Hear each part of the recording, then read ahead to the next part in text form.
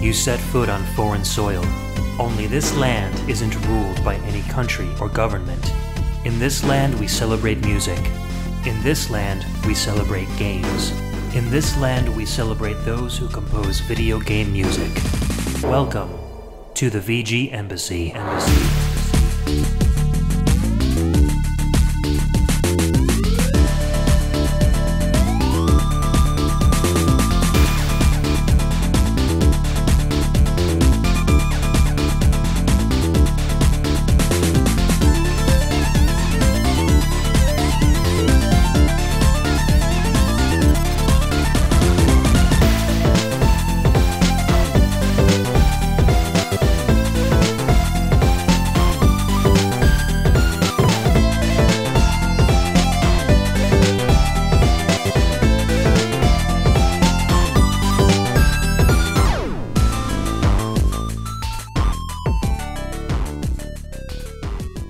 Welcome and thanks for tuning in to another episode of the VGMbassy. This is a show centered around video game music and the amazing online community of fans and podcasters that enjoy it. My name's Ed, and on each episode I'll take the role of Prime VGM Minister and invite a guest VG Ambassador onto the show to share with us their own video game music culture.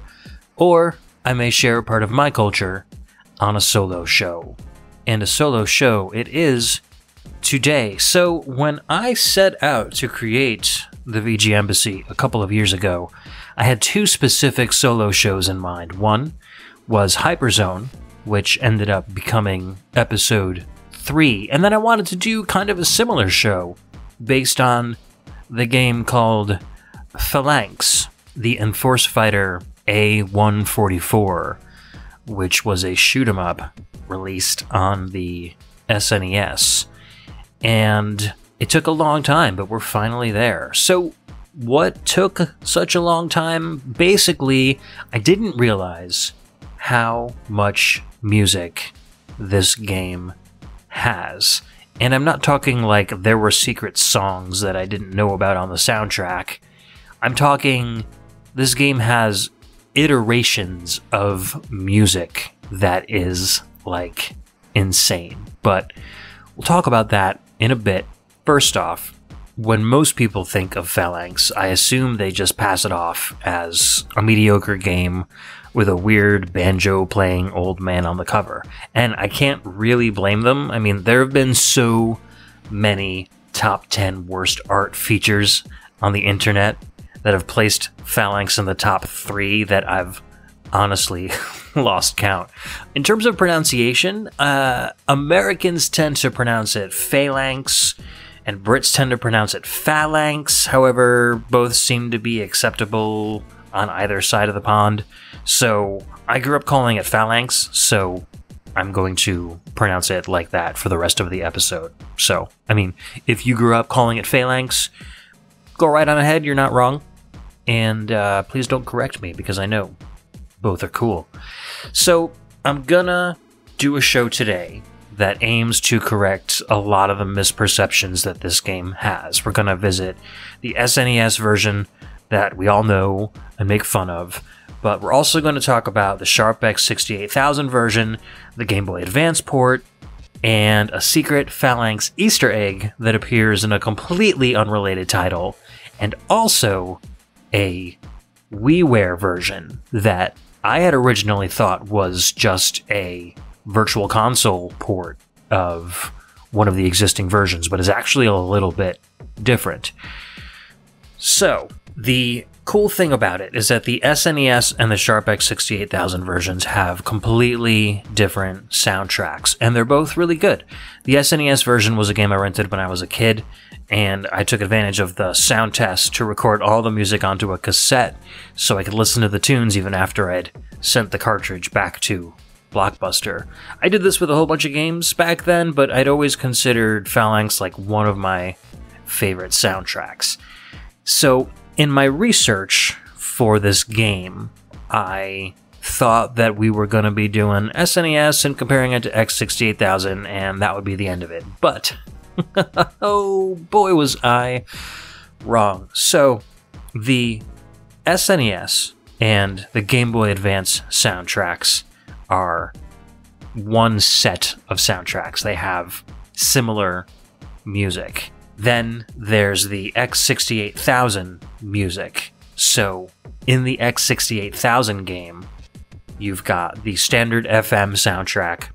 There is a MIDI MT32 Roland soundtrack. And then there's also a combo soundtrack, which uses both the FM chip and the MIDI in combination with each other.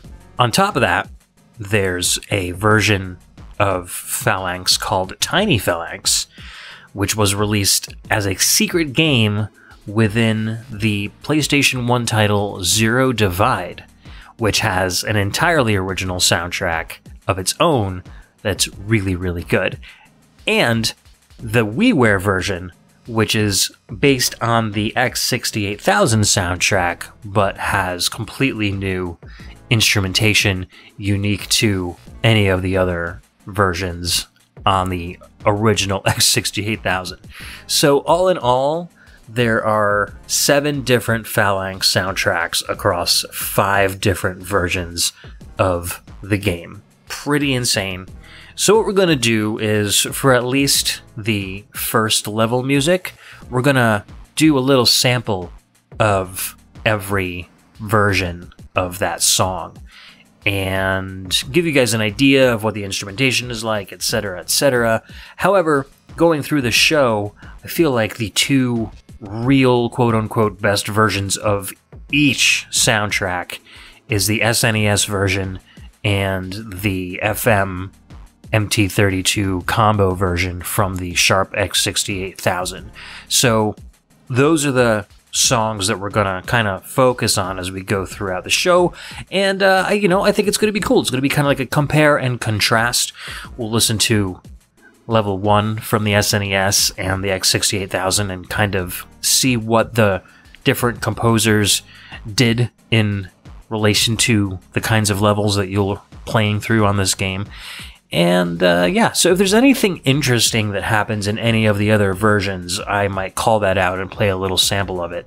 But like I said, for the most part, we're going to stick to SNES and X68000 combo, and we'll have some fun. It'll be a cool show. The game was developed by Zoom, and at least on the SNES, was published by Kemco, and it came out in 1992. Most people remember the game because it had a weird banjo playing guy on the cover with a spaceship flying behind it. Had literally nothing to do with the game. The game doesn't even take place anywhere near Earth. It takes place in the year 2279, and it's entirely in space, not even close to our home planet. So the banjo playing guy was put in there just to set the game apart from other games of its ilk. Kemco America knew that there were a lot of shoot-'em-ups out on the system at the time, and Gradius 3 and Super R-Type and the Darius series were all quite popular, and they really wanted this one to stand out. So the advertising agency that took the picture had this guy that they worked with before that they'd recently done some Santa Claus shoots with, and just decided to put him on a chair with a banjo. I don't know, they didn't really explain how they got to that idea, or why it was that and not a teenager on a bed playing a video game or something like that. I have no idea, but it was on purpose. It wasn't just because they were just looking for some stock photo because they were a day late for the deadline to get the art out for the box or something like that. So somebody actually made a conscious decision to do that for the game. I don't know. So let's say we start getting into some music. And as we go throughout the show, we'll talk about the story. We'll talk about the differences between each port of the game. And we'll talk a little bit about why I love the soundtrack so much. So, the first level is called Assault, and we are going to listen to the SNES version first. So, let's cue that up. We'll be right back.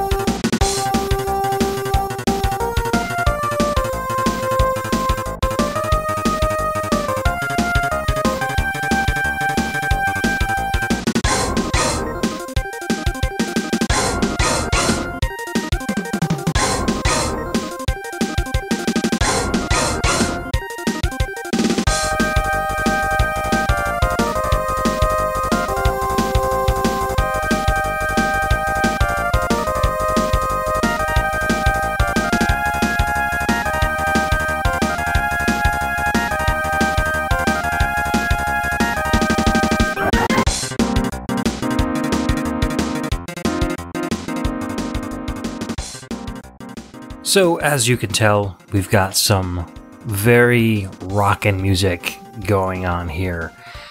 Super crisp, galloping bass, really nice textured lead synth, a rockin' drum kit, some very nice little orchestra hits going on there. This song feels heroic, it feels good, it's got some nice stereo effects with those arpeggios going from side to side.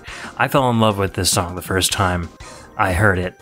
Probably 92, 93. I don't think the game was too old the first time I rented it. It definitely cemented this as a song that I wanted to add to my growing VGM cassette collection at home. I want to play the Game Boy Advance version of this song.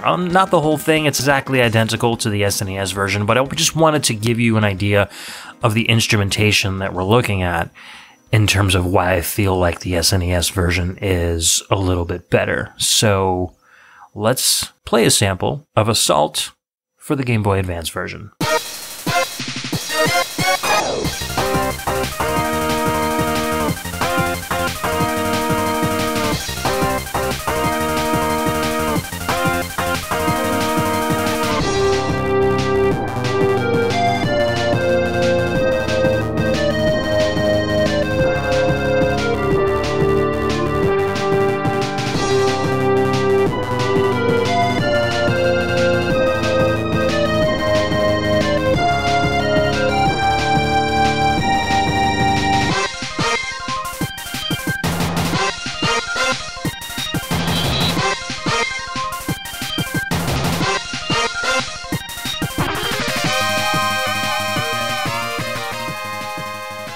So, yeah, I guess you kind of see, hopefully. It's a little less rich sounding. It doesn't have the love that the original version on the SNES had, and the lack of those really nice synth hits in that breakdown section just being replaced by really tinny horn stabs. I gotta tell you, it hurt my heart a little bit hearing this for the first time. I know that the Game Boy Advance is capable of great music. Mother 3 is one of my favorite soundtracks of all time. So when I had heard about the Phalanx Game Boy Advance port, I was kind of excited to see what they did with the soundtrack. And yeah, not excited too much longer after I heard this. So we won't be hearing too much more from the Game Boy Advance as we go throughout the show. However, we will be hearing a lot more of the X68000 version. So, being what I consider the quote-unquote official, fully fledged X68000 version of the soundtrack, we're going to listen to the combo MIDI FM version of Assault first. And then we'll play a little bit of the MIDI version and the FM version and see how it goes.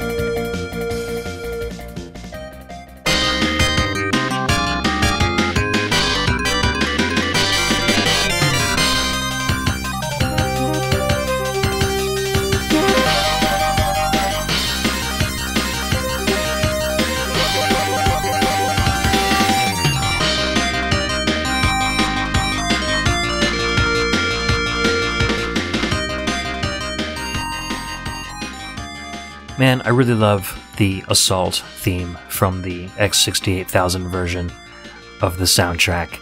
That was the FM MIDI combo version, followed up with short snippets of the MIDI version, and finally the FM version. I was fully expecting to appreciate the FM version the most, considering that on the X68000, the YM2151 chip is just a great sounding chip, and it comes with a really nice sampler built onto the X68000 board, and most of the songs are really good. It's really rockin' FM with some really thick and heavy drum samples, and something about the instrumentation on the combo version just nailed it to me. It's a great balance between the FM and the MIDI. The drum kit's nice. It's a super heroic song with a lot of different leads that come in and out. It's got a little bit of a wistful feel to it. It feels maybe a little bit more like a shmup song than the SNES version. I have no idea why they chose to do a different soundtrack for that one.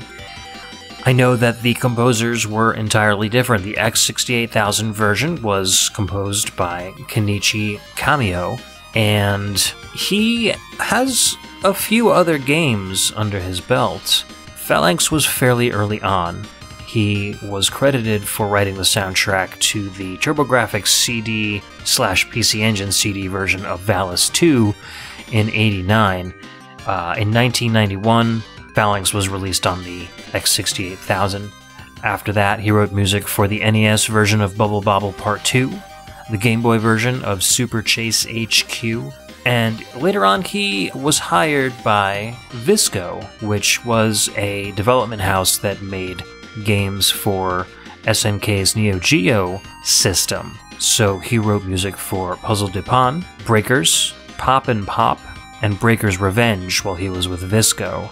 And his last game that he was credited for was Countdown Vampires, and that was a survival horror game with puzzle elements released for the PlayStation around the year 2000.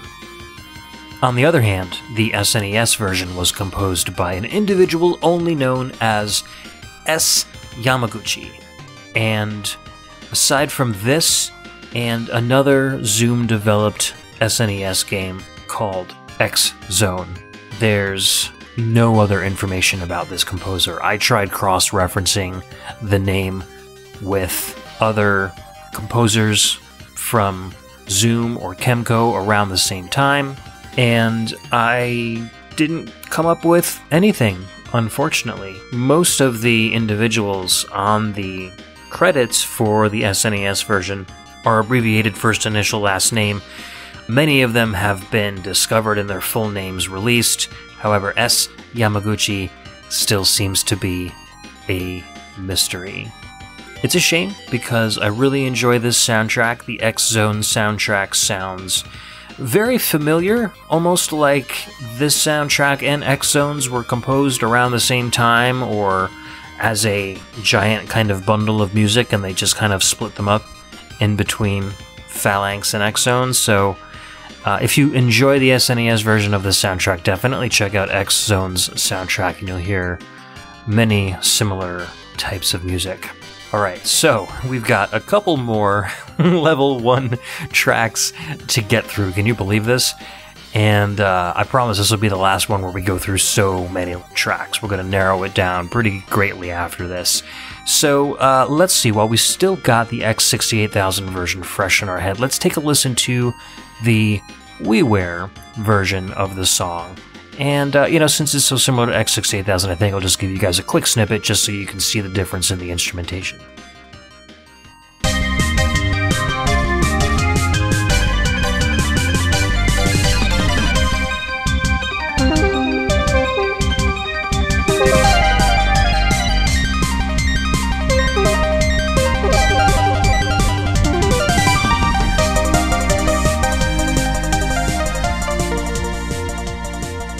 See, it sounds a little bit brighter, a little bit different. It took a lot of work to get this music on the show, even though I'm not playing very much of it. It required getting the WiiWare ROM, extracting it into its base files, finding the compressed audio file. It's basically one file with all of the music kind of baked into it. Finding a program that you can insert that audio file into, and then you get a whole bunch of sequenced music that you can pick from. You have to export that music to MIDI, and then you can put that MIDI version into a player like Fubar 2000 or something that will take a custom sound font file that goes along with the MIDI to be able to finally play the music. So it was like a 5-step process to get the WiiWare soundtrack to this game. I love doing that stuff, so it was fun, but I was kind of amazed at the amount of effort that I had to go through to get this soundtrack. We've got one more track, and this is totally different from the other two versions. This is from the game Tiny Phalanx, which was released, like I said, as part of the game Zero Divide, and I will talk about this particular version of the game as we go throughout a little bit further on in the show. So let's rock out to this one. I'm going to play the full song because it is choice. Be right back.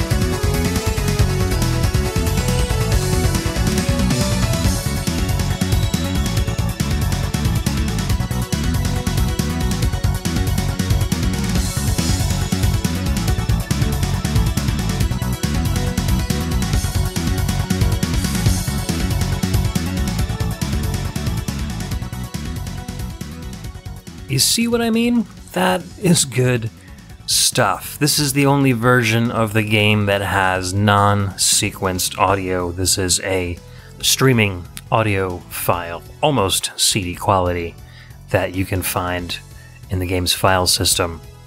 And you can tell, I mean, the instrumentation is just thick and rich, and it sounds a little bit more performed. It sounds more like the music of its time. I love the way it starts with those like arpeggios,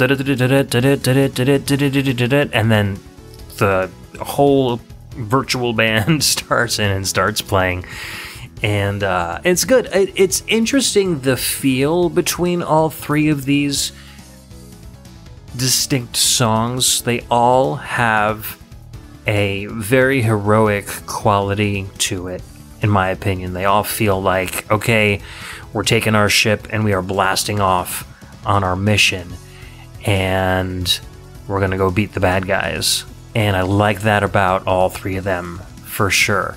And it's amazing how different they can all sound, but all kind of convey the same kind of message at the same time. I think that the SNES version is a little less motivated and a little more cocky, while the other ones have little like shorter staccato notes. It gives it more of a feel of readiness of... I'm on alert. I'm on high alert, I think is what I'm trying to say here. So yeah, speaking of mission, what is your mission?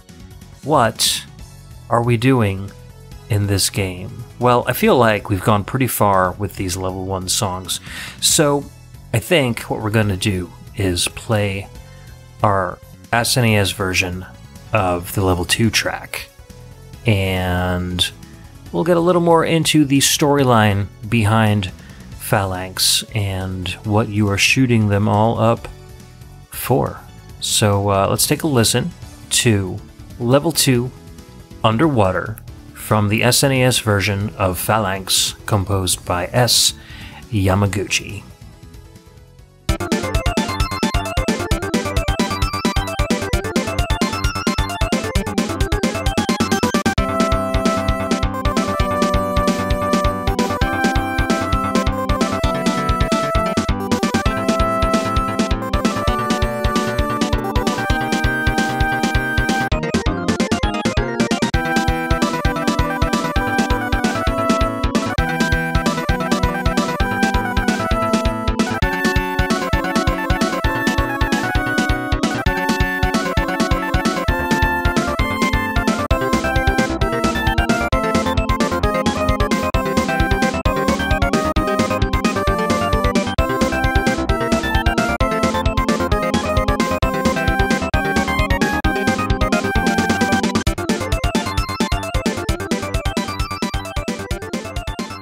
Pretty upbeat music for a track called Underwater. And I guess Underwater is kind of a misnomer for this level, as you're flying across a very technological backdrop of grays and darker grays made up of giant tubing and what looks like cement blocks and circuit boards, etc., etc.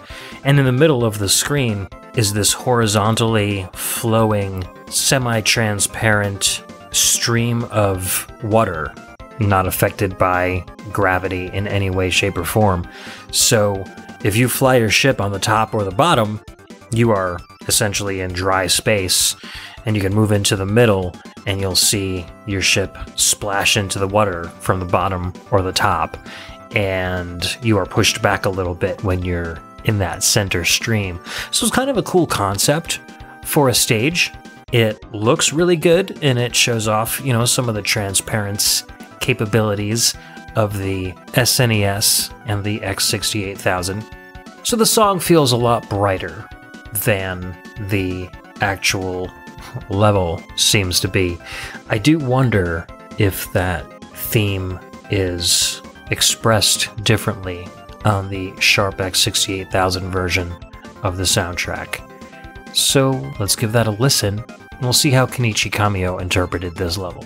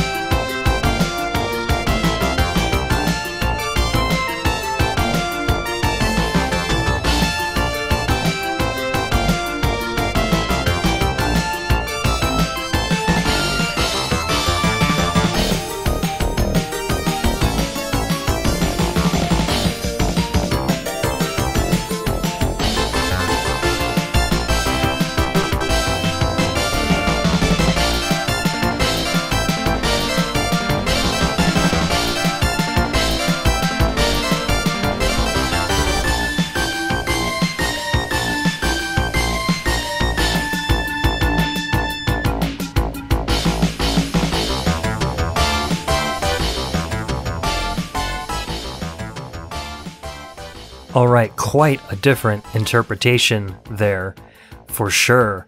Very non-standard time signature, a lot of really staccato, marchy notes. This feels, I think, a little more militaristic and very, very different from that super upbeat and almost happy sounding SNES version. I think this one might fit a little bit better with the theme of the level. It seems to play off of a lot of the kind of like grays and drab blues in this stage. It doesn't have that kind of bubbly, colorful feel that the SNES version of the song has. I do like those very high kind of tweedy horns and the super thick, meaty FM bass is always a joy to listen to. Some of it sounded a little bit dissonant, like in that B section, like a little atonal, and I wasn't as big of a fan of that part, but I did really like the intro and how it rolled into that kind of a marchy tune. So, I promised you guys that we'd talk a little bit about what this game is all about, why you are shooting all of them up, why you're flying in this ship, and inspired by a recent conversation that we had on the VGMbassy Discord, I'm looking at you, Utopia Nemo. He asked about Papa VGM Minister, i.e. me, reading video game manuals as bedtime stories. So let's read from the SNES Phalanx game manual the story of Phalanx, the Enforce Fighter A-144. Nestled in an outer frontier arm of the Andromeda Galaxy lies the Delia star system. A small colony of humans has prospered peacefully on Delia 4, the only Type Terra planet in that remote section of Andromeda. Though the population of the planet is relatively small, resources from Delia 4 are crucial to the continuation of interstellar research and technology. For this reason, Delia 4 maintains one of the most powerful defense systems in the known Terran universe. The colonists of Delia 4 felt secure and protected. Suddenly, silence fell on Delia 4. An interstellar transmission rings out. No response from planet Delia. Battle Fortress Midas, begin investigation immediately. Battle Fortress Midas carries enough firepower to annihilate an entire planetary system, as was demonstrated in the Second Intergalactic Civil War. The Allied Republic government was confident that whatever had transpired on planet Delia 4, the seemingly omnipotent Midas Battle Fortress could manage the situation. Little did they know they would meet with an unimaginably powerful, hostile force, a mysterious alien life form that no humankind had ever encountered before, completely seized the military system of Delia 4 in a devastating sneak attack. As if Midas's arrival was expected, the alien attack on the battle fortress began immediately after she emerged from warp travel. Caught by surprise and completely overwhelmed, the destruction of Midas seemed almost certain. In a last-ditch effort to save his ship and Delia 4, Midas Commander Hyan Carter ordered the launching of a powerful prototype starfighter, the A-144 Enforce Fighter, codename Phalanx. Piloted by the legendary Wink Bawfield, it is Commander Carter's hope that, like a well-placed dagger, a Phalanx fighter can penetrate to the very heart of the alien armada and strike a blow for freedom. Can the Phalanx fighter succeed where the awesome raw power of Midas has failed? That all depends on you. Next page offers a brief summary of Wink Bawfield. Wink Bawfield is 18 years old, born and raised inside of Midas. Well, that's interesting.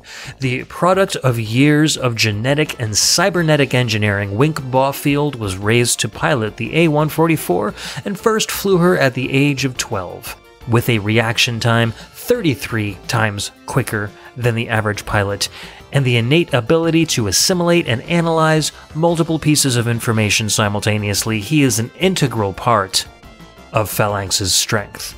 Wink and his ship are perhaps the most formidable single weapon in the RAF. Wink is taking this mission personally, as he has a vested interest in the safety of Delia 4. It's not known what his personal interest is in the safety of Delia 4. So we get a pretty good picture of the storyline behind Phalanx, a kind of desolate, singularly occupied star system, for some reason attacked by a giant alien entity, and not even the Terran's most advanced weapon could stop it. So, as an 18-year-old biogenetically engineered pilot, your job is to rush into battle and destroy the aliens in conveniently organized levels with evenly spaced end bosses throughout the mission. Pretty cool. One of the major differences from the X68000 version to the SNES version is that the introduction scene that explains some of this has been drastically cut back. It completely omits all the human characters and just focuses on a bunch of ships kind of moving around on the screen. You still get to see Wink in a few of the cutscenes in between the levels. They're just like static pictures of a pilot in a ship. You have no idea who he is, what he's doing. There's a couple of color palette changes here and there in the SNES version. There's an advertise area towards the end of the game, and in the X68000 version, it has advertisements for other games made by Zoom, whereas in the Super Nintendo version, it advertises other games made by Kemco, which is a cool little difference. The one big improvement on the SNES version is that the X68000 version requires you to destroy a weapon before you can use another one, and the SNES version lets you switch between a few different types of weapons, so it has more of like a Contra 3 style weapon system where you can flip back and forth. Also, you can switch your ship speed during the game in the SNES, and in the X68000 version you had to pick your ship speed at the beginning and you weren't able to change it throughout the entire game. You had limited missiles in the X68000 version as well, and unlimited versions, probably to behave more like Gradius 3 as a competition in the SNES version, so you can just keep firing missiles as much as you want. And the SNES version seems to be a little bit on the easier side. Ships just take less damage before they go down, and there's a few less bullets on the screen. So overall, though, the games themselves are very, very similar. The levels are practically identical. Your A-144 and Force Fighter looks the same on both. The weapons are the same, the enemies are the same. It's really just the music and these few differences that I've kind of overlaid here. The Game Boy Advance version, however, reinstates the introductory sequence, and you get redesigned, more modern looking characters. There's cutscenes in between the levels too, which is really cool, so you get more of a story as you go throughout the game. The backgrounds have brighter colors, which were designed for the Game Boy Advance that, didn't have a backlight, so they wanted to make the colors pop a little bit more. It looks really garish on backlit screens, unfortunately. So that's maybe more of a drawback than it is a benefit for the GBA version. The Game Boy Advance version is even easier than the SNES version because you get the ability to use bombs, which clear the entire screen. As it goes, it's still a really good port for a Game Boy Advance. There were ports of R-Type 3 and Darius on the GBA that were not really that great at all. This is probably one of the most faithful third-party SNES to Game Boy Advance translations out there, and worth playing, not for the music. I wish there was a way to kind of rip the X68000 or the SNES soundtrack out and paste it into the GBA version. You'd probably have the best of both worlds, but if you're looking for a cool shoot 'em up to play on the go and you've got a Game Boy Advance, hanging around, you will not go wrong with Phalanx. So, I think we've covered a lot of information here. We now know why we're fighting these aliens. We now know kind of who these aliens are. We know who we are. And we've determined that water flows in a stream-like fashion through space. My guess is that water is used to help the organisms in level 3 grow, because you are heading into the Bio Cave. So let's listen to the SNES version of level 3 Bio Cave.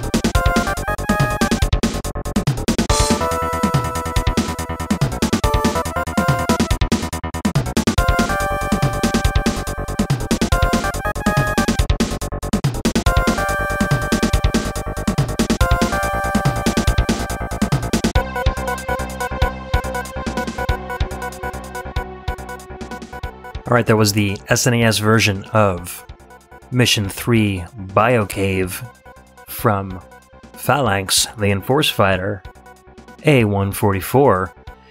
Creepy tune, right?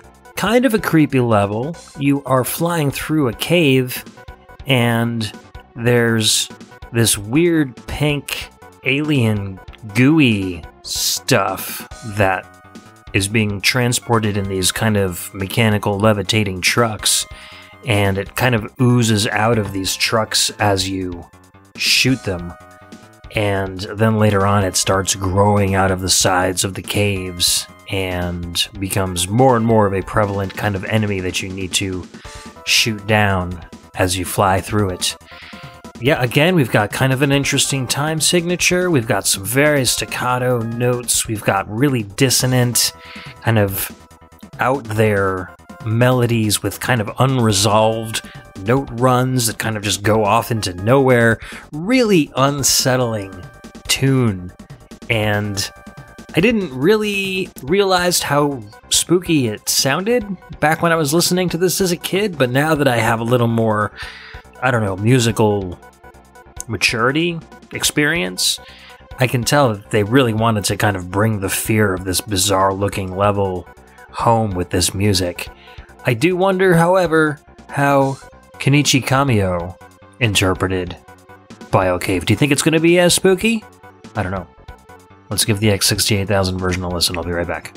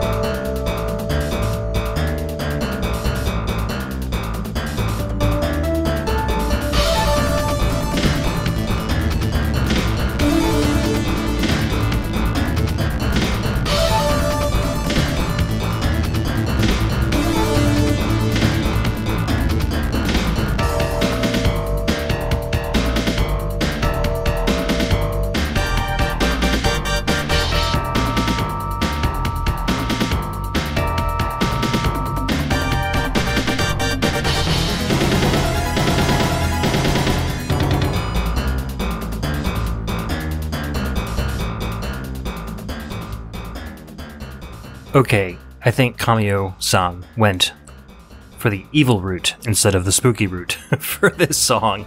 This song is nasty.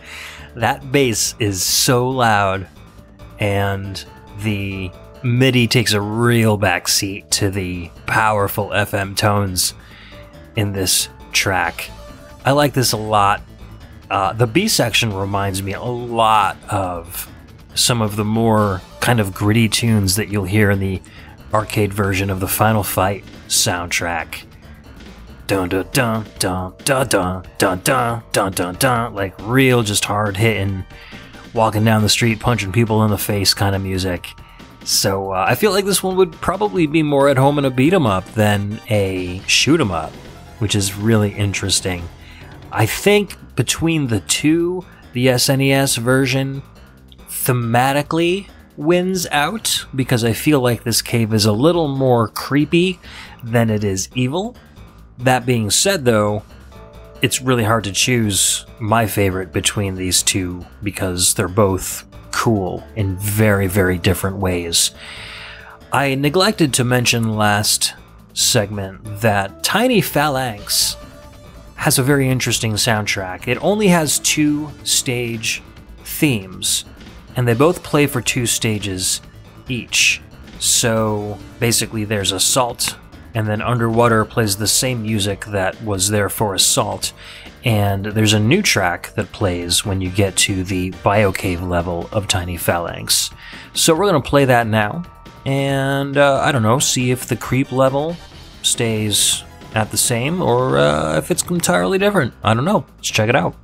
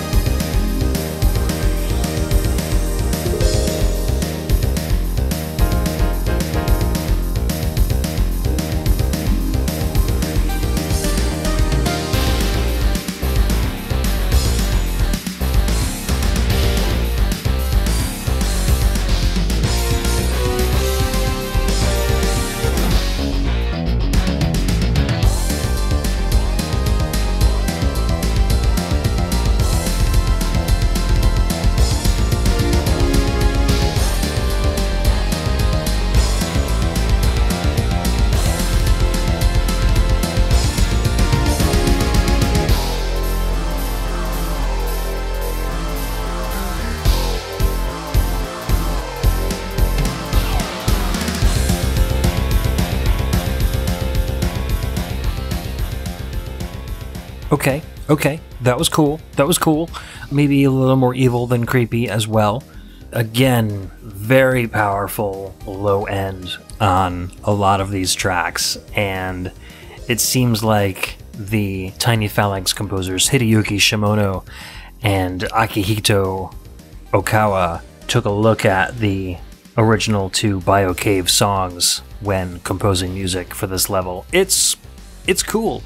It feels more like the X68000 version for sure than it does the SNES version. There's elements of piano that come in there. There's some really sweeping keys, and then kind of breaks down a little bit again into kind of like a little bit of a dissonant or atonal kind of a break, and then goes back into the loop again. So it's interesting how they're kind of oscillating between melodic and dissonant in these songs. Maybe they're trying to accentuate the balance between the heroic main character and his pristine ship and the kind of uglyish, biohazardish enemies that you're fighting throughout. Not sure. So let's talk a little bit about the WiiWare port. Came out about a decade after the Game Boy Advance version. It was a port done directly by Zoom, and it was just in time for the company's 20th anniversary. So they basically rebuilt the game from the ground up based on the X68000 version. Because the game ran in a higher resolution, they totally redrew all of the sprites. They look almost visually identical, except they've got some extra details and animations in them. The backgrounds in the levels are just about as detailed, but don't have some of the parallax scrolling layers in a few areas, which is interesting. You get the music from the X68000 version with a slightly different instrumentation, but they retained the SNES weapons features and speed features, so you can still switch your weapons and your speed on the fly. They did, however, limit those missiles again, so you don't have unlimited like you did in the Super Nintendo version. It's kind of interesting. They also added in a range version, which is like a more comical version of Phalanx. It's got completely different art for the cutscenes, and everybody's cartoony and kind of chibi looking. Sometimes the changes are really subtle, like adding the Zoom mascot, which is a cat named Dolucky, to the ship hangar at the beginning of the game. Sometimes it's like if you have a boss with like octopus tentacles, they're turned into like women's legs, like a tribute to Parodius or something like that. Some of the enemies are altered in silly ways too, and some of the background stuff has changed to be a little more comical. A lot of it's kind of like Easter eggy, but some of it will stand right out. Other times you need to really have played the original game to kind of know what the differences are. So it's a fun, worthwhile port. I like that they didn't just do a straight up virtual console Phalanx, here's the SNES version, have fun kids kind of a deal. They really added a whole bunch of new stuff to it, so good on them. Even though Phalanx didn't really seem to sell extremely well, it seems to be like Zoom's baby. They really love this game, and they really love kind of redesigning it and enhancing it and making little improvements to it over time. And since I'm a big fan of the game, I really love that they've been giving it all this love themselves. Okay, so we've got a couple versions of Phalanx to talk about coming up. We're going to listen to Level 4's music before that, though. Level 4 is called Deep Core, kind of rhymes. And as usual, we will start off with the SNES version composed by S. Yamaguchi. Be right back.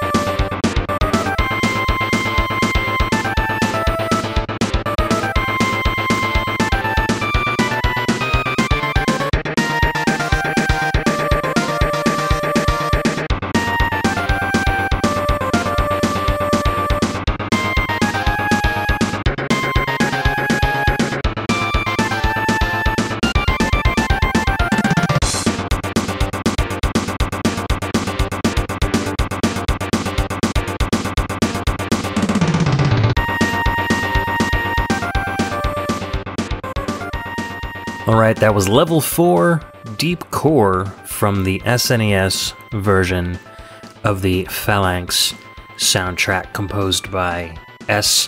Yamaguchi. This is the song that I always think of whenever somebody brings up the game in conversation, or I see it as like a suggested video on YouTube or something. Just this real hard rockin' punk song. Great bass, great chuggy guitars. Like, it's obviously a super synth guitar. And I remember talking to Ryan Steele about synth guitars in the last episode and how it's really hard to do it. And this is kind of an exception to me. I think it's because it's so simple and it's not trying to do solos. It's just a simple driving rhythm guitar. To me, it sounds so good. And secondly, because this was a kind of an early SNES game, came out in 1992, I was still comparing a lot of this music to its NES counterparts. And I wasn't very familiar with the Sega Genesis FM music yet, so guitars like this just sounded really good. and cymbal crashes in drums were like something that you've never heard in video game music before, so a lot of this stuff was really neat. The lead synth in this can get a little ear-piercing. It gets pretty high. It reminds me a lot of the stuff on Darius Twin, had a really screechingly high guitar synth lead. This doesn't get nearly as high as that, but it's still quite up there in range. The level itself, Deep Core, sees you flying through this enormous, I don't know, it looks like you are inside an asteroid or something. There's rocks above you and below you, and lots of layers of parallax. So the front layer is really zooming by, and then the back layer is moving pretty slow. You can see like the cave all the way into it. There's holes in the rocks on the ceiling and the floor. There's stalactites and stalagmites hanging in both directions. It's cool. It's quite a visual treat to watch it. The SNES version seems to blend the layers a little bit better, while I noticed in the X68000 version you can really tell like distinct flat lines in between where the layers of parallax are, and it kind of takes you out of the scenery a little bit. So I think they did a very good job in blending that with the SNES. The SNES did have more available colors on screen as well, so I'm sure that helped them blend those layers a little bit more evenly. I feel like the punk rock soundtrack for this particular level is a great fit. It really suits the speed of the game. Let's take a listen to the X68000 version. I'm curious to see what they've done for such a fast-paced, literally rockin' level. We'll be right back.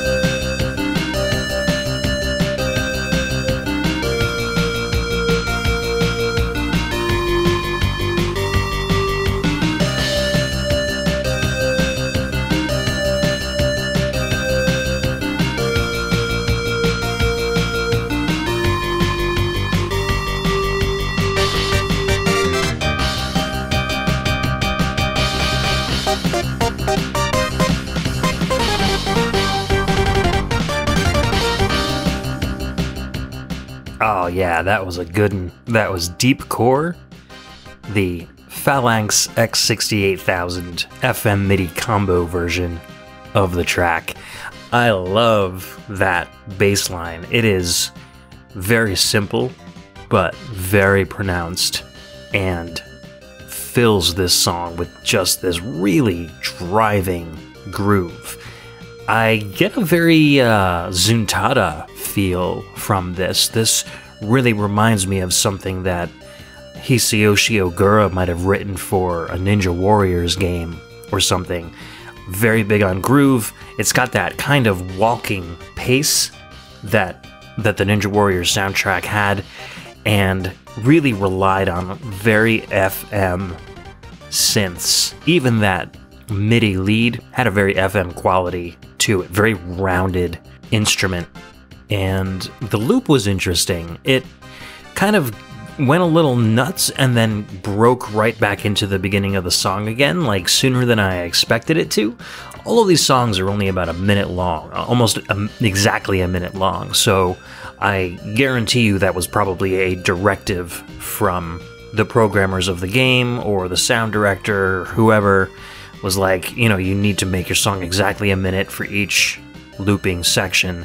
And so I feel like maybe Kenichi Kamio had some grand plans for this tune and was kind of cut short. Was like, no, you gotta loop it at that minute, bud. Sorry. He's like, fine, we'll put in this weird little staccato thing and roll back into the beginning of the song again. Slaps it in the game and off it goes. But I would love to have heard an expanded version of this tune. I think that would have been really cool. So this is where, if you were playing Tiny Phalanx, your journey would have ended. It's called Tiny because it's only 4 levels of the game. And like I said, the Assault song plays for the first 2 levels, and then the Bio Cave theme will play for level 3 and level 4. But let's talk a little bit about Tiny Phalanx, since we're not going to visit too much more of the music. But Zero Divide was a 3D PlayStation fighting game developed by Zoom. Zoom's games didn't really make it to the North American regions very often. I honestly think that it was just X-Zone, Phalanx, and Zero Divide that made it over here. I believe there was a Zero Divide 2 as well. I'm not sure if that came stateside or not, but that would have been a 4th Zoom game. All of them met with moderate success. Phalanx was not the most popular game in the world, and neither was Zero Divide, but they were very competent games and they were produced very well. So, in order to play Tiny Phalanx on your Zero Divide PlayStation disc, you need to hold the start and select buttons on the second controller when you're starting up the game. It plays and looks a lot like the original game, and I didn't really go into this that much at the beginning of the show, but I'd never really described the first level that you play through. Basically, you're flying over the clouds. It's kind of like dusk, and as the sun sets, you know that the level is starting to end, and once the sun is completely set, you fly into the clouds, and inside the cloud is the boss of the stage. In the Tiny Phalanx version, it's actually bright daytime when you start, and then you see a more gradual transition from day into dusk, and then finally into sundown. Something a little bit cool there. I mean, basically it just probably means there's more memory or more colors available, so they were able to kind of do that. You don't have any missiles at all, so never mind them being limited or unlimited, they're just gone. And you don't have any special weapon attacks, so you can burn up a weapon by hitting the special weapon button, and sometimes it'll send out a large bolt of energy, sometimes your ship will like flip around and shoot all over the place, and that will kind of like burn or destroy your existing special weapon. When you switch between your weapons, instead of that special attack going off, you just end up switching to another weapon. You have screen clearing bombs, similar to what I described for the Game Boy Advance game, even though Tiny Phalanx came before the GBA game, so it seems like the GBA game probably pulled that gameplay element from Tiny Phalanx. There's no shield either. Usually, you get 3 hits before you die. Now, in this Tiny Phalanx game, you get a single hit. It's just like a regular old shoot 'em up, and you go down. The graphics are all completely 2D, except for when you finish each level, when you get a really nicely 3D rendered version of your ship that kind of flies towards the screen and then up off the corner in this kind of cinematic little cutscene, which is really cool. It's got an all-new soundtrack. Like I said, the music does kind of spread out over several stages each time, but what's there is extremely good. There's a high score screen where it can save your scores. There's a cheat code for invincibility if you just want to see the whole thing. If you beat a certain score, you unlock a new character in Zero Divide, which is great. So you get a little bit of a reward for beating the game. I don't know if it's in the instruction manual or not, that it actually tells you how to unlock Tiny Phalanx. So being able to unlock a character with a game that is secretly, like, you need a second controller, that's pretty interesting. It's a fully featured enough game that even if you aren't interested in Zero Divide, if you have any interest at all in checking out the Phalanx series, you can find probably a cheap copy of Zero Divide somewhere, or, you know, download a game image and throw it in an emulator and just hold down those buttons on your keyboard or your controller when you start up the emulator and get to Tiny Phalanx and play a little bit. It's cool. It's a neat little Easter egg for a game that, like I said, didn't get a lot of press or impression in North America. And this kind of thing is what makes me think that the Japanese gamers thought much more of this game than we did over in the States, just because there's so many ports. They did so much with the soundtrack. They made an entire game into an Easter egg, so on and so forth. It got treated really well, which is cool, I think, you know, for a game that I thought that nobody would have ever paid any attention to when I was a kid. It seems like it was getting some recognition. That made me feel good for it. Like, way to go, Phalanx, you can do it. So anyways, we're gonna move on to level 5. And level 5 is called Destroyer. So first off, as usual, we're gonna hit up our Super Nintendo version of the soundtrack composed by S. Yamaguchi. Let's rock.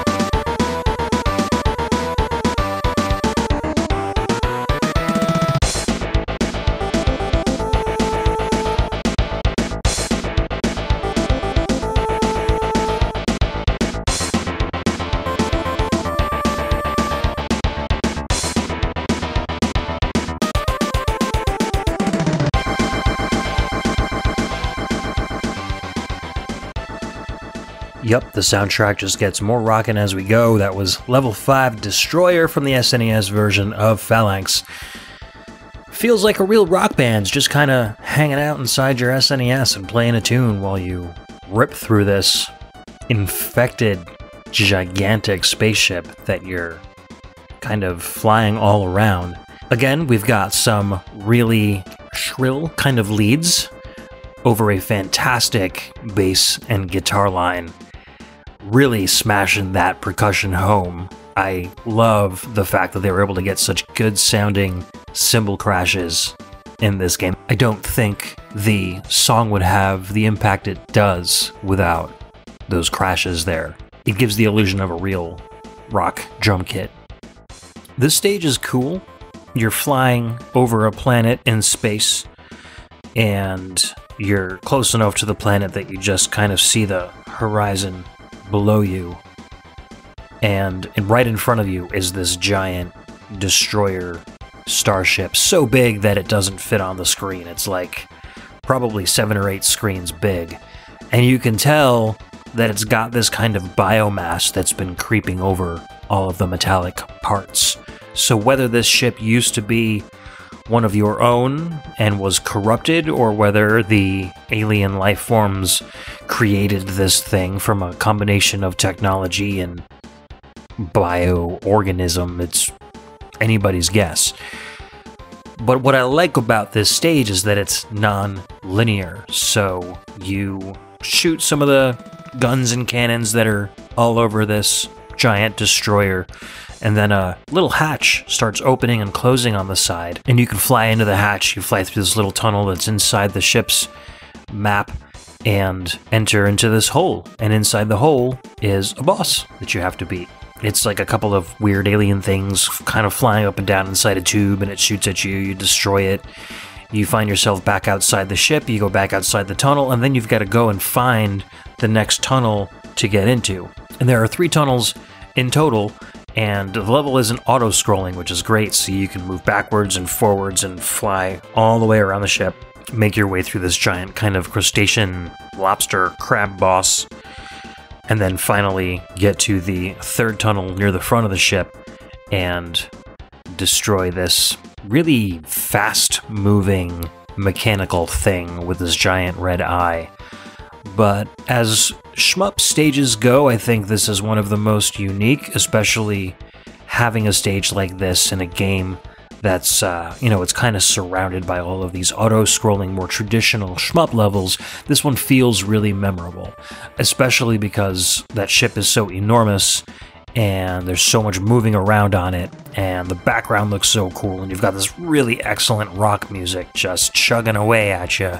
It's good stuff. I really, really like this one. Let's take a listen to what they did on the X68000 version and see if we get any mental images of giant destroyer ships while we're listening to it.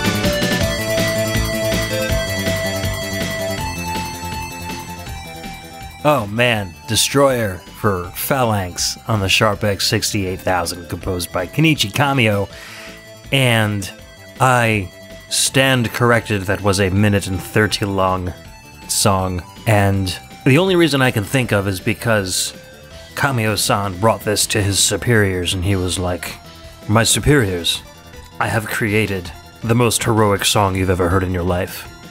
And his superiors took one listen and said, "You know what? We're going to give you an extra 30 seconds to handle this song." And he was like, "Yes!" And so there you go, an extra 30 seconds of some brilliance. If the SNES version of this track painted the protagonist as a badass, ready to rip through a giant star destroyer corrupted by evil biomass stuff, the X68000 version paints the hero as a white knight with a cape, riding a steed, ready to run off into the enemy's battlements to slay the dragon and do whatever it is that superheroes do. This is a really different feel, and I don't think anybody who's listening to this tune during gameplay will have any doubt that you're going to take this monstrous battleship down. Like, this just feels like win. The song just screams win.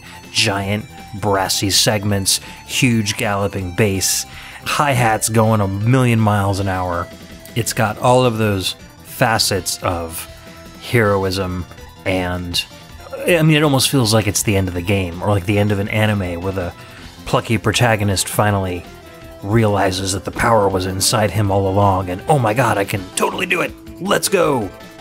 So there was one more kind of afterthought version of Phalanx, which I didn't mention much at the beginning of the show, but Zero Divide 3 was released for the Saturn only in Japan, and on that title is a hidden game called Mini Phalanx.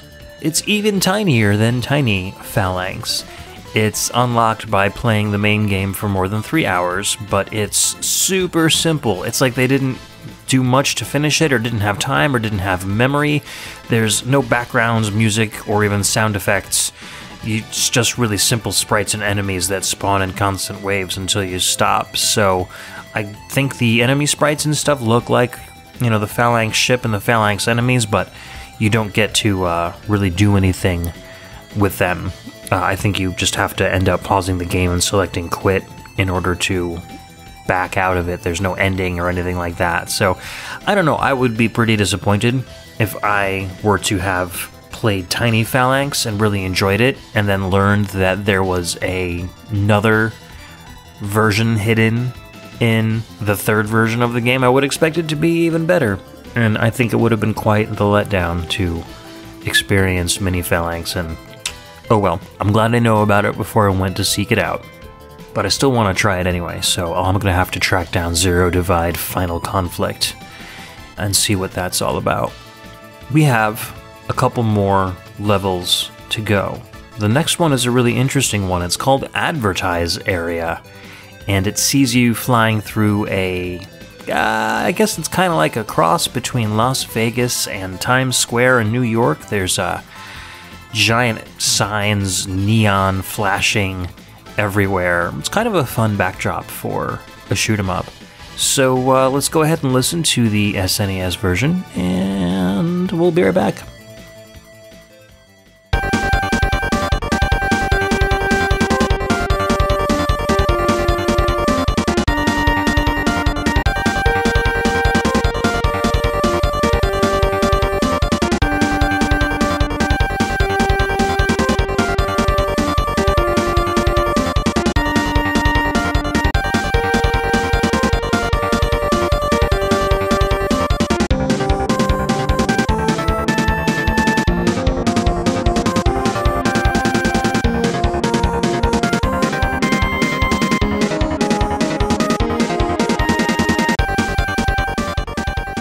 Alright, that was Advertise Area from the SNES version of Phalanx's soundtrack, and yeah, kinda short, don't you think? Very short level too. Doesn't really go very many places. It's got a distinct A section and a B section. I know, I'm just kinda saying things that are fairly obvious here. A little bit of a disco feel to it. Maybe you don't hear it much, but let's take a quick sample of the Game Boy Advance version of the soundtrack, and you might hear the disco there.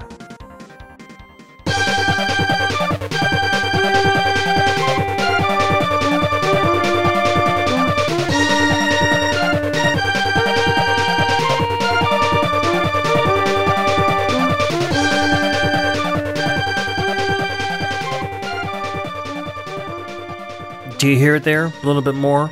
I think using the synth violins as the lead kind of picks that up a little bit, and then the backing synths sound a little more brassy, like a French horn or something. I don't know. I thought it had kind of a disco feel. I do like the use of counter melody, though. It's a little more prominent in the SNES version, but especially in the A section, you get two leads, one a little bit higher, one a little bit lower, both kind of doing their own thing, and then they come together in harmony for the B section, which is nice. A little bit of variety, dynamic composition there. I think they packed a lot into this shorter, kind of 45-second track. I'm pretty sure the Sharpex 68000 version is going to be just as short. And we're going to listen to that now, and we'll talk a little bit about the stage itself when we come back.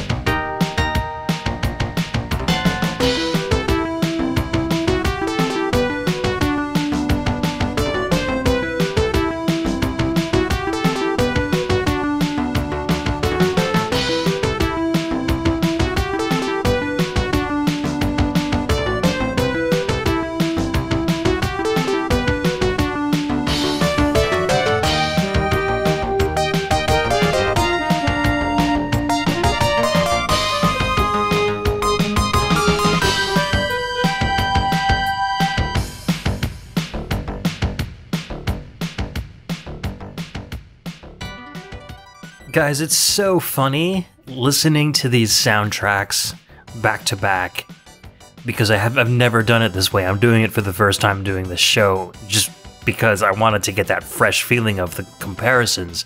So while I've listened to both soundtracks on their own several times, the SNES version way more than the X68000 version, it's just so funny to see how different some of these songs are.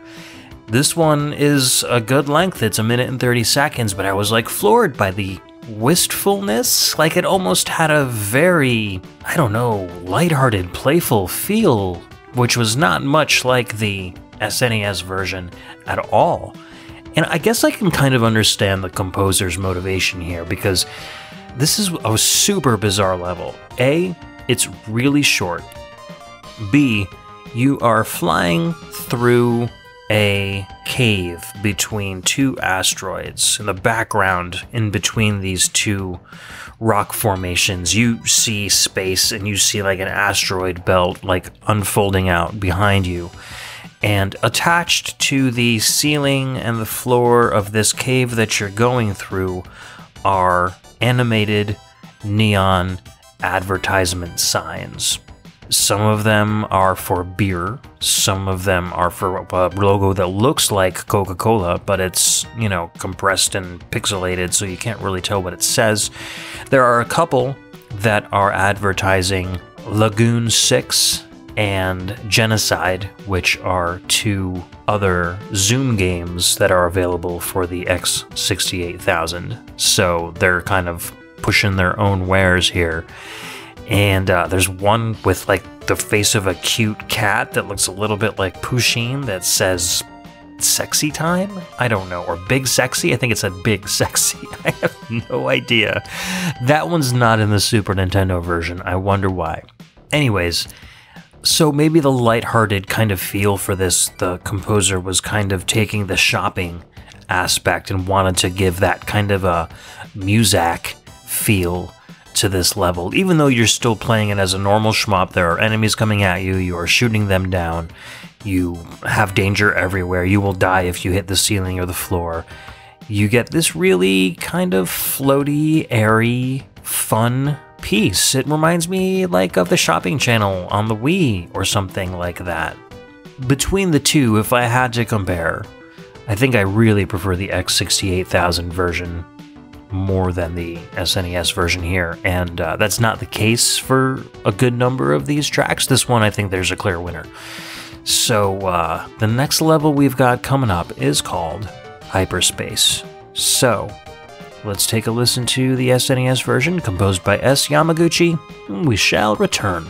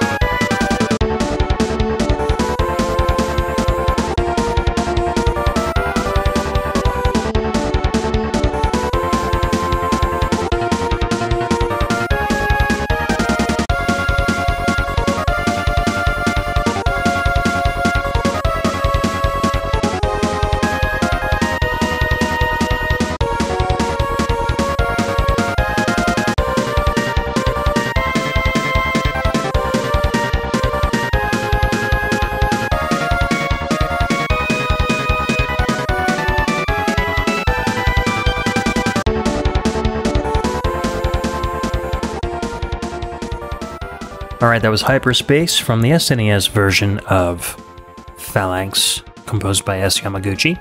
Super heroic tune. Again, we're getting a lot of these uplifting songs on the SNES side as we go through the end stages of the game. This one's a long stage, and it has an equally long track. You're flying through space.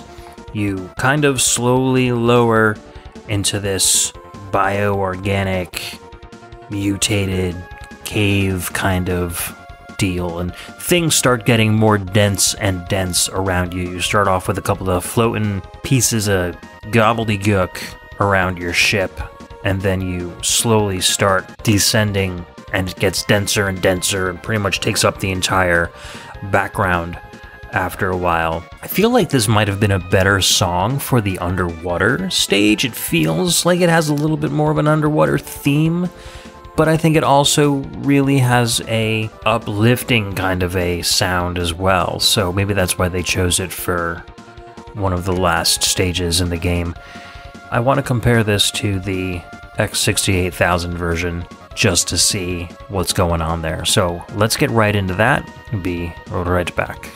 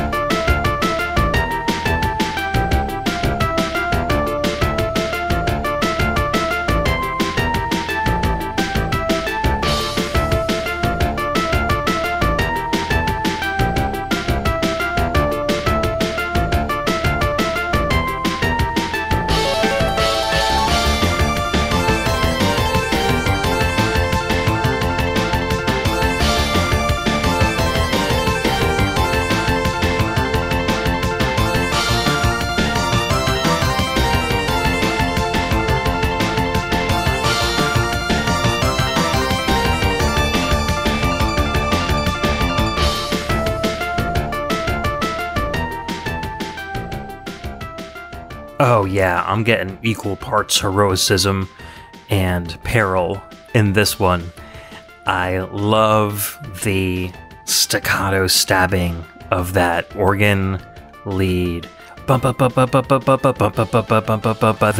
really brings out the tension in the music, and the fact that this is like where things are getting super serious now. You're getting really, really close to the last level. The melody is also bringing that tension in.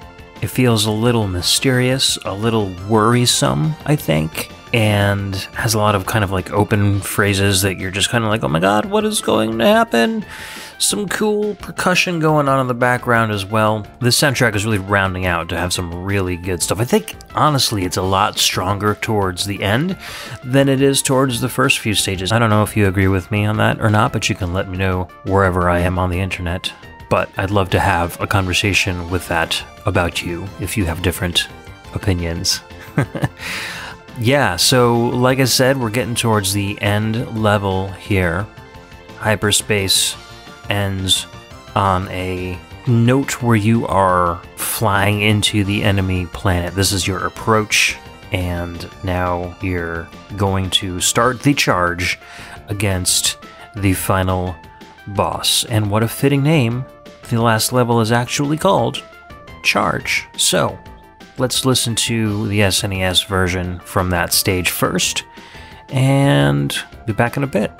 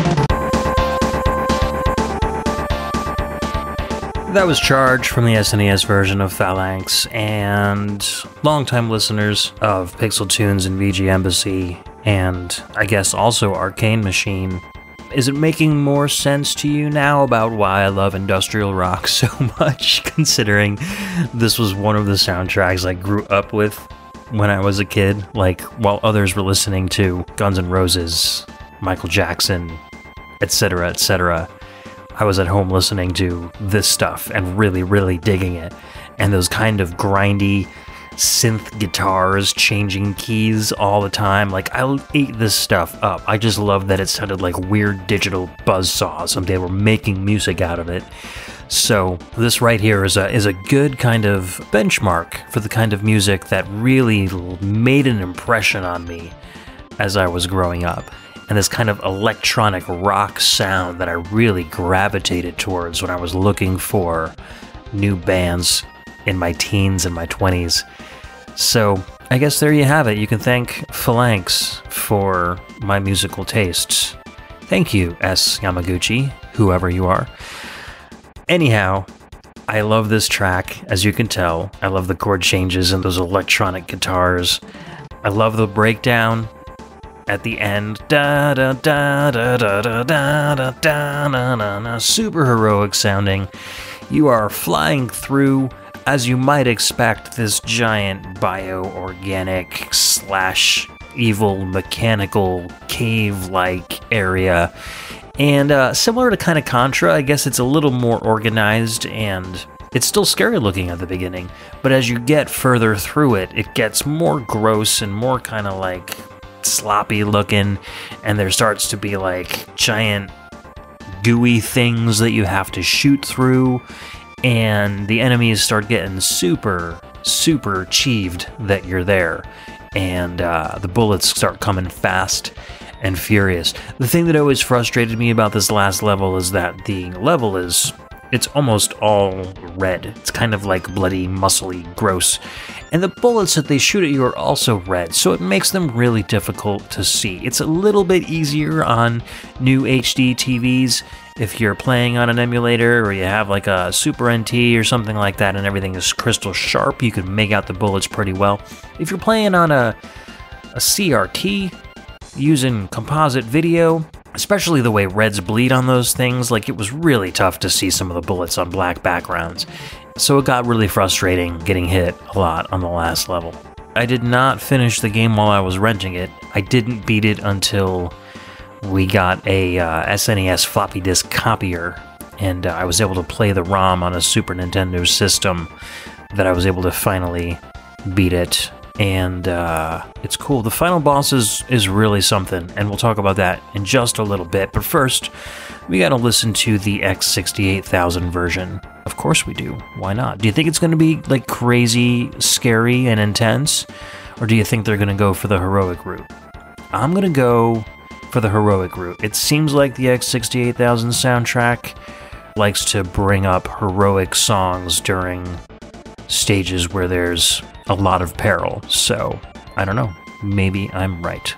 Let's hit it.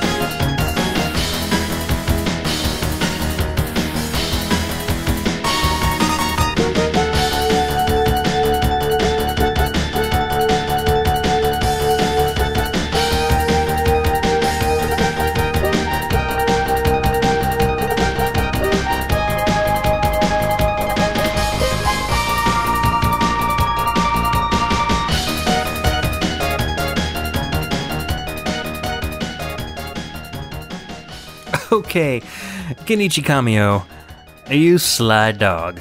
That was brilliant. You totally threw me off guard with that really dramatic, cinematic, and bombastic intro. That was crazy.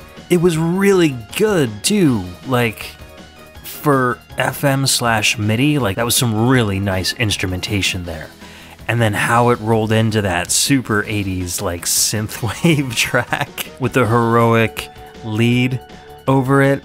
Super fun. Not what I was expecting at all. I was expecting more the B section of that track, you know, the heroic stuff, but not with that super dramatic stuff going on beforehand. And I felt they played off really well against each other. So bravo to you, sir. I really like this version of the track. I mean, you know, the Super Nintendo version's cool. It's got its merits, but this one, I think, took the cake.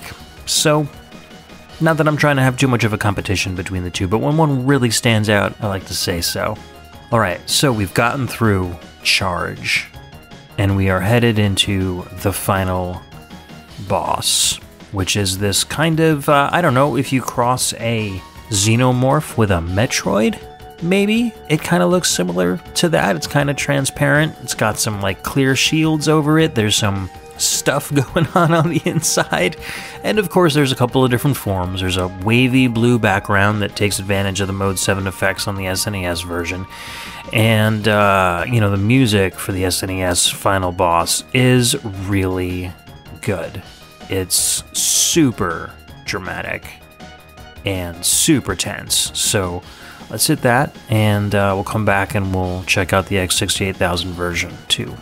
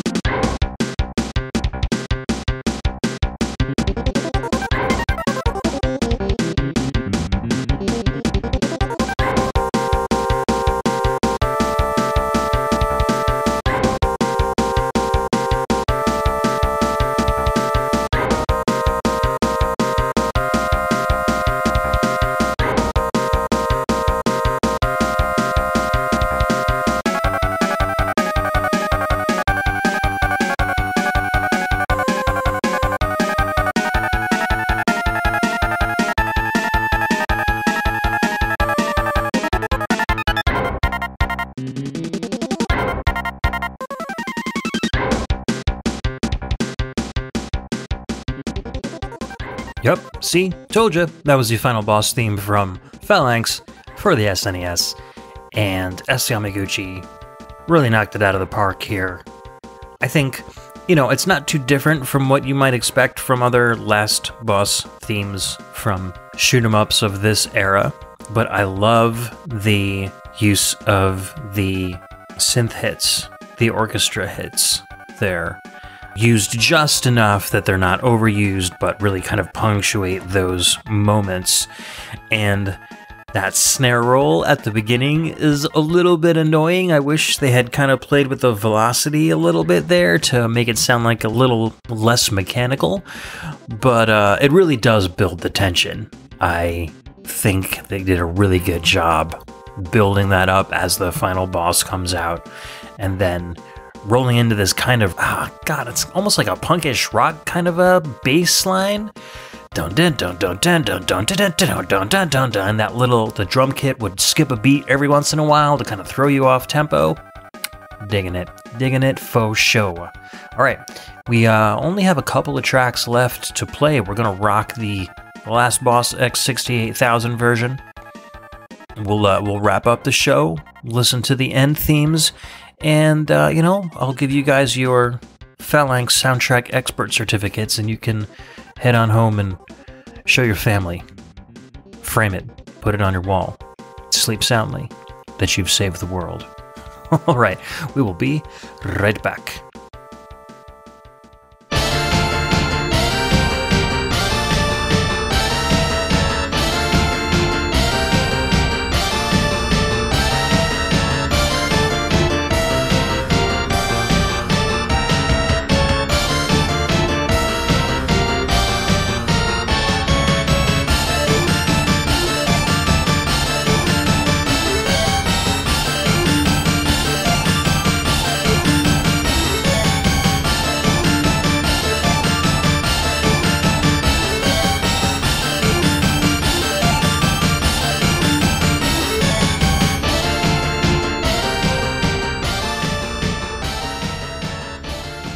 Alright, that was Last Boss from the X68000 version of Phalanx, and it wasn't bad.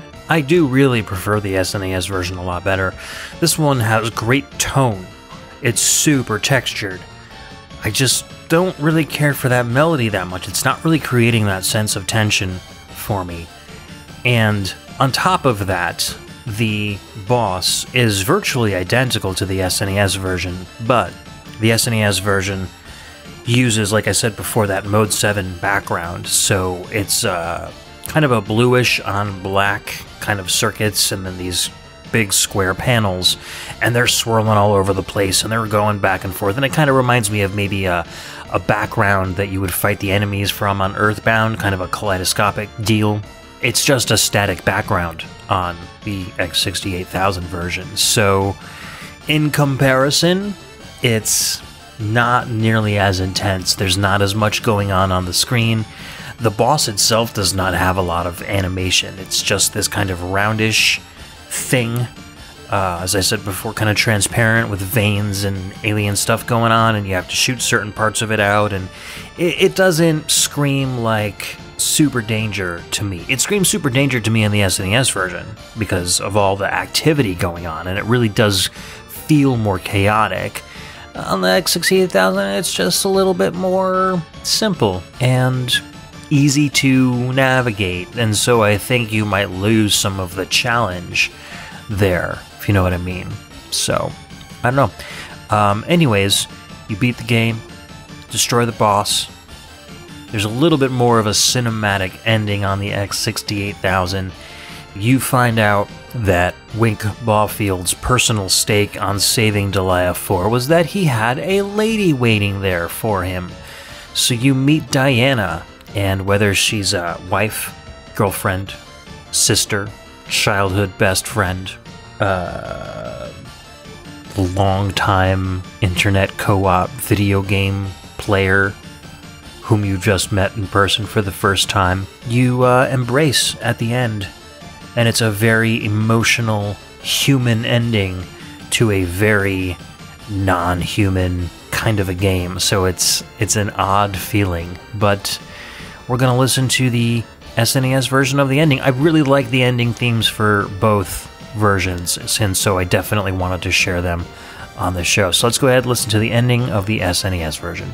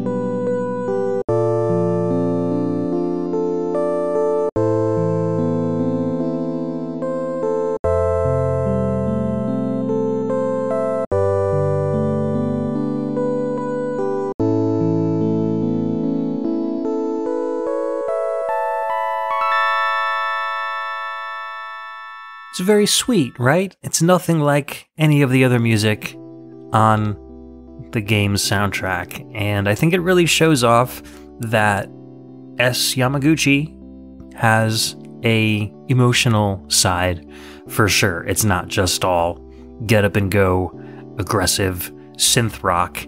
It's got a very music box quality, and I'm sure you can easily imagine finding Diana at the hangar when you land your ship after you beat the final boss and finding out that everybody on Delaya 4 is still safe. This would be a very effective musical choice for that kind of an ending. So let's go ahead and listen to the SharpX 68000 version of the ending. There are a few differences, I'm sure you'll notice them, and we'll be right back.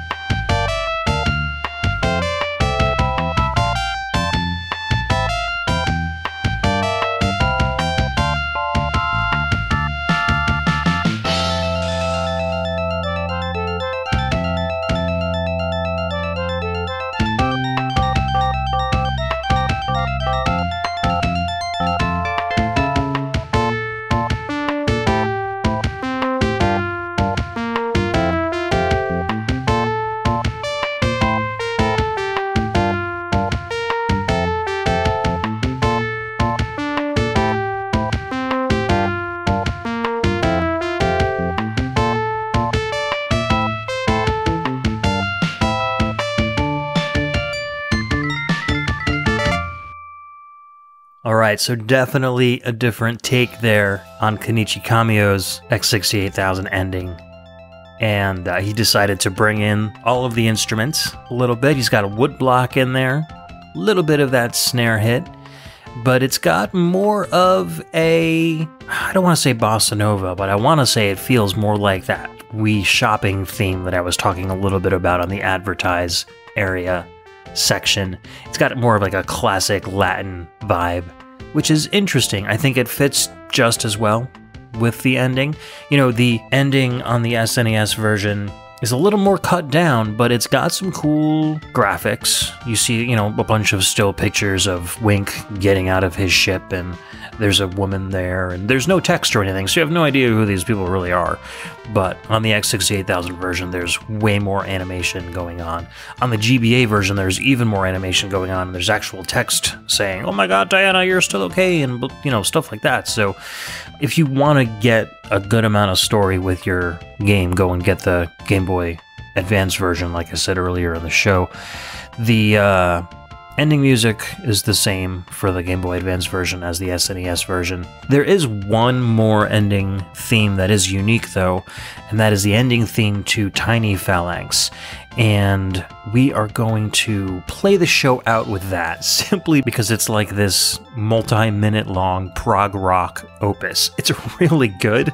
It doesn't sound anything like the two endings that we've just experienced. So I think we're going to have some fun with that for sure. So I think we're going to wrap the show up. I had a really good time sharing this soundtrack with you.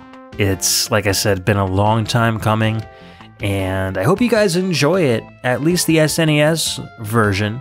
It feels like I'm sharing a little bit of my childhood nostalgia with you, breaking that out, and then also being able to compare it to a soundtrack that's still relatively new to me, but I think equally as good, and seeing that version of the game played with entirely different music still feels like super weird for me. It's like watching Super Mario Brothers with Sonic music or something like that. It's a very disconcerting kind of feeling. I'm getting more used to it though, and I think by the time I've edited this show and put it out and listened to it a couple times, they've already started to grow on me quite a bit. Okay guys, so as always, if you enjoyed the show, please let me know. You can head over to facebook.com/groups/the VGMbassy. Check out our page there, leave a comment, like it, boost it up a little bit. Over on Twitter, I'm at the VGMbassy. Same for Instagram, at the VGMbassy. Or go over to thevgembassy.com, and at the top of the page you'll see a link to our Discord. It is an open invite. You can drop by and chill out. Discord is great. It's perfect for sharing video game music, articles about games, just chatting and shooting the breeze. I have a really active Discord with tons of different channels for different things that people like to talk about. Been having a lot of fun in there lately, really connecting with listeners and friends on there. So do stop by there if you can. You can also go to patreon.com/thevgembassy and check out our Patreon tiers and find out how you can take part in this little podcast I have going. For small monthly donations, you can get some pretty cool stuff and some access to some pretty exclusive things. So please do check that out. Speaking of Patreon, as always, I'd like to thank all of my Patreon patrons, without which this show would not be as cool as it is. At our tourist level, Cameron Giles, aka Bruce Irons of the Mad Gear, Michael Bridgewater from the Forever Sound Version podcast, Donovan Orofino and Chris Murray, our VG emissaries Chris Myers, John Jekyll, aka Mixix Master, Ben, the Dyad Dishman from the Dyad Presents of VGM podcast, Chris Steenerson from the VG Jam podcast, Jordan Worma from the Table to Stage podcast, David Parrish, and Bed Roth from the Very Good Music podcast. Our audio attaché members Cameron Worma, Carlos from the Heroes 3 podcast, Scott McElhone, and Dan Lawton. Our special agent tier, Volt Supreme from Volt Supreme's Synth VGM Dream Stream Machine, Muddle Madness, and Ryan Steele. And our VG ambassadors, starting with the patron saint of VGM podcast, Alex the Messenger from a VGM Journey, and the last Rican, Daryl Bowers, who you should be hearing from on an episode. Fairly certain we've got one in the works. So, barring any catastrophes or alien attacks, we will be visiting you in 2 weeks with another episode of the VGMbassy. In the meantime, check out the ending theme from Tiny Phalanx on the PS1. Super cool track. I think you'll really dig it. Take care, everyone.